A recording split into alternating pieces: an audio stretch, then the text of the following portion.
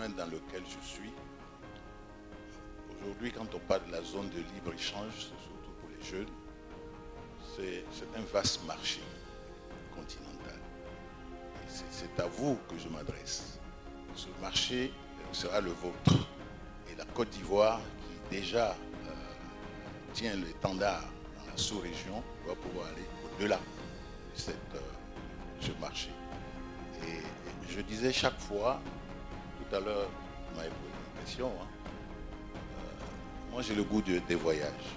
Et quand je regarde dans cette salle, on peut se poser la question de savoir quels sont ceux qui connaissent 5 pays en Afrique. Ceux qui connaissent 5 pays en Afrique, levez les doigts. 5 pays. Vous n'êtes pas d'Africains. 10 pays. 15 pays. 20 pays. 30 pays.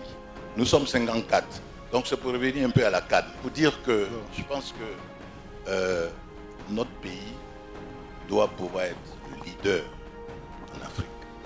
C'est pour cela qu'au niveau de ce que vient de faire Bruxelles, il faudrait l'encourager.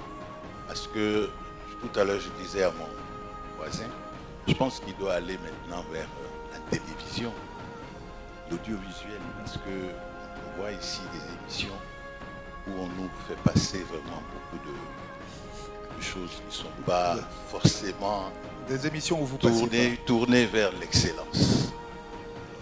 Cette